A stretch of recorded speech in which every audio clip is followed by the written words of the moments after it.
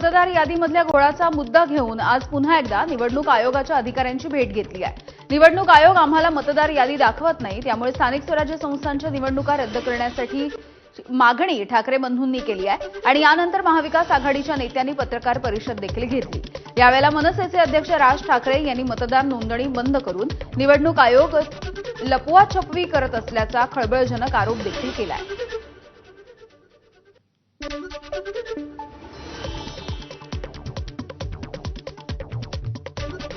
आरोपांच्या नंतर आता उद्धव ठाकरे देखील की मतदारांची यादी ही गोपनीय असते। मला असं वाटतं मतदान हे गोपनीय असतं ना, आपण कोणाला मतदान करतोय ही गोष्ट गोपनीय असते, मतदार कसा गोपनीय असेल? जर ऑनलाईन तुम्ही जर समजा सगळ्या याद्या समजा असतात याच्यापूर्वी दाखवल्या गेलेल्या आहेत, तर ती गोष्ट गोपनीय कशी असेल? आणि दुसरी गोष्ट, तिथे सीसीटीव्ही कॅमेरा तुम्ही लावता, जे नंतर तुम्ही 45 दिवसामध्ये डिलीट करता। जर तुम्ही बघू शकता, आम्ही नाही का बघू शकत? राज ठाकरेंनी हे आरोप केले आणि त्यानंतर उद्धव ठाकरे देखील पुढे सरसावले। व्हीव्हीपॅटवरती निवडणुका घेण्याची आयोगाची इच्छा नाही, त्यामुळे सर्व पुरावे नष्ट करण्याचा हा डाव असल्याचा आरोप उद्धव ठाकरेंनी केलाय। यासोबतच त्रुटींसह निवडणुका का घेताय असा सवाल देखील उद्धव ठाकरेंनी विचारलाय। त्यामुळे आता निवडणूक आयोग नेमकं काय स्पष्टीकरण देणार हे बघणं महत्त्वाचं असणार आहे। शरद पवारांच्या राष्ट्रवादीचे नेते जयंत पाटील यांनी देखील यावेळेला आयोगाच्या विरोधामध्ये काही आरोप केले। आम्ही अर्ज केला, जाब विचारला तर आयोग उत्तर देत नाही असं जयंत पाटील यांनी म्हटलंय। अन्य मुद्दे पण आहेत, पण विशेषतः बेसिकली दोघांच्या निवडणूक याद्या त्याच्यात घोळ आहे, ज्याचे पुरावे आम्ही दिलेले आहेत। ते पुरावे दिसल्यानंतर मग ही जॉईंट मीटिंग करायचं ठरलेलं आहे। त्यांनी काही उत्तरं दिली, काही उत्तरं राज्य निवडणूक आयोगाच्या अखत्यारीत आहेत असं सांगितलं, म्हणून ही जॉईंट मीटिंगची गरज वाटली। निवडणूक आयोगानं निष्पक्षपणे काम करणं अपेक्षित आहे, मात्र निवडणूक आयोग सत्ताधाऱ्यांच्या दबावामध्ये काम करतंय असं म्हणत काँग्रेसच्या बाळासाहेब थोरात यांनी निवडणूक आयोगावरती टीका केली आहे। विधानसभेच्या वेळेस ती यादी होती, तीच यादी आता आहे आणि ती यादी असल्यामुळं तिच्यामध्ये इतके दोष आहेत तर ते दूर न करता पुन्हा 1 जुलैपासून ही यादी लागू केली। पुन्हा हरकतींना वेळ ठेवलेला नाही। दोष इतके तर तेवढं लिहून काढणं सुद्धा अशक्य आहे। अशा वेळेस तिच्यावर निवडणूक घेण्यामध्ये काही अर्थ नाही, दुरुस्त झालं पाहिजे ते सर्व। दरम्यान मतदार याद्यांचा घोळ समोर येणं हे लोकशाहीसाठी घातक असल्याची प्रतिक्रिया खासदार सुप्रिया सुळेंनी दिली। आयोगानं सर्व पारदर्शकता समोर ठेवायला हवी अशी मागणी देखील सुळेंनी केली आहे।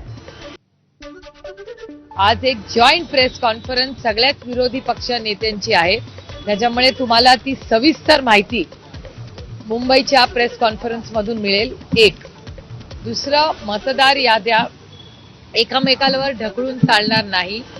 शेवटी इलेक्शन कमिशन ही एक सिंगल बॉडी आहे, त्याच्यामुळे कुठेतरी त्यांनी थोडी का होईना नैतिकता दाखवण्याची गरज आहे।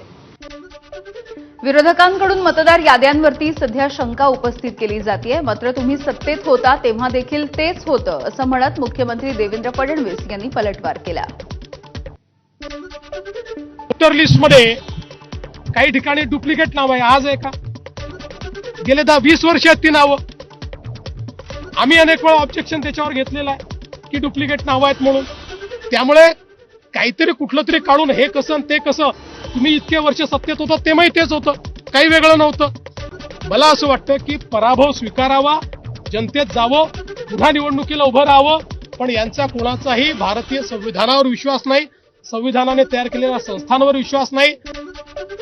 विरोधकांनी निवडणूक आयोगावरती घेतलेल्या आक्षेपाच्या नंतर उपमुख्यमंत्री अजित पवार यांनी प्रतिक्रिया दिली। लोकशाहीमध्ये प्रत्येकाला तक्रार करण्याचा अधिकार आहे असं अजित पवार म्हणाले। प्रत्येकाचा अधिकार आहे, कुणाला भेटावं कुणाला न भेटावं। डेमोक्रेसीमध्ये, लोकशाहीमध्ये ह्या गोष्टी चालतात आणि जिथं कुठं कंप्लेंट करायची असते ते कंप्लेंट करतात। ज्यांच्यावर जबाबदारी असते त्यांनी त्या कंप्लेंटची नोंद घ्यायची असते, तर त्यांनी त्याच्यात लक्ष घातलं पाहिजे, कारण त्यांना स्वायत्तता आपण दिलेली आहे। त्या प्रकारे ते काल भेटलेले आहेत। मला माहिती मिळाली की आज पण ते काहींना भेटणार आहे। महाविकास आघाडीच्या शिष्टमंडळानं घेतलेल्या निवडणूक आयोगाच्या भेटीचा काहीही फायदा होणार नाही अशी प्रतिक्रिया वंचितच्या प्रकाश आंबेडकरांनी दिली आहे। गडचिरोलीमधील नक्षलवादाच्या विरोधातल्या लढ्याला आज मोठं यश मिळालंय। मुख्यमंत्री देवेंद्र फडणवीस यांच्या उपस्थितीमध्ये आज तब्बल 60 नक्षल्यांनी आपली शस्त्र खाली ठेवली आहेत। यामध्ये कुख्यात नक्षलवादी आणि नक्षल्यांच्या पॉलिट ब्युरोचा सदस्य सोनू उर्फ भूपती याचा देखील समावेश होता। भूपतीनं आपल्या इतर साथीदारांसह आत्मसमर्पण करण्याचा निर्णय घेतला। भूपतीच्या आत्मसमर्पणाच्या नंतर नक्षलमुक्त महाराष्ट्राच्या मोहिमेला मोठं बळ मिळालंय। यावेळेला मुख्यमंत्र्यांनी आत्मसमर्पण केलेल्या नक्षल्यांना संविधानाची प्रत सुपूर्द केली।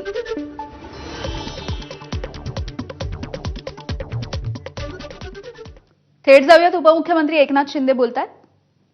मला काही आक्षेप नाही।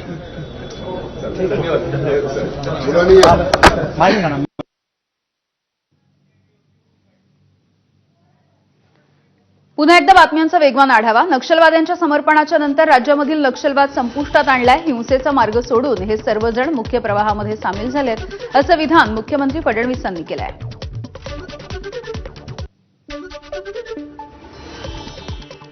असं मुख्यमंत्र्याची ती भावना असेल, परंतु मला असं वाटत नाही की एवढ्या वर्षाचा हा प्रश्न आहे आणि खूप लोकांनी त्याच्याविषयी प्रयत्न केलेले आहेत।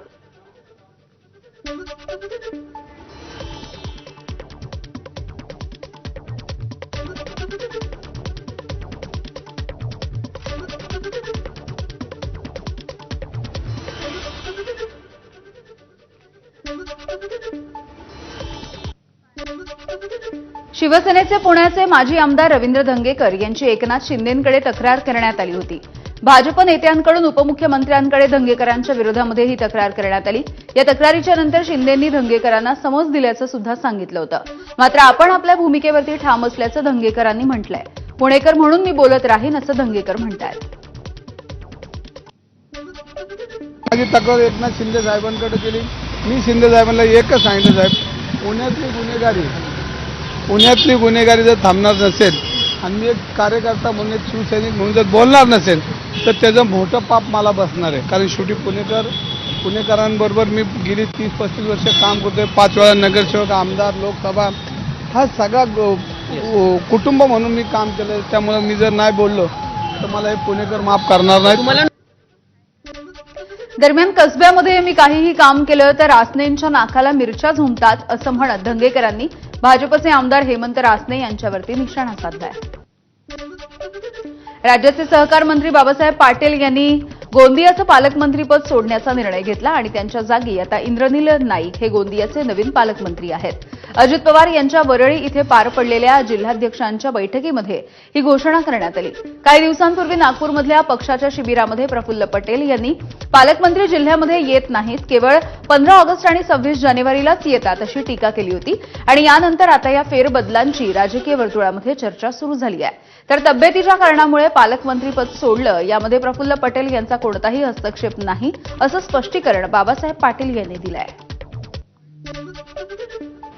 माझी 2 महिन्यापूर्वी पायाची नी रिप्लेस झालेली आहे आणि गोंदिया इतकं लांब आहे आमच्यापासून की जाण्याची कनेक्टिव्हिटीची सोय नाही। जवळजवळ 2 ते 2.5 दिवस लागला एकदा गेलं की। आणि डॉक्टरचा सल्ला असा होता की थोडंसं ट्रॅव्हलिंग कमी करा। माझा परदेशाचा दौरा होता, तो देखील मी कॅन्सल केला।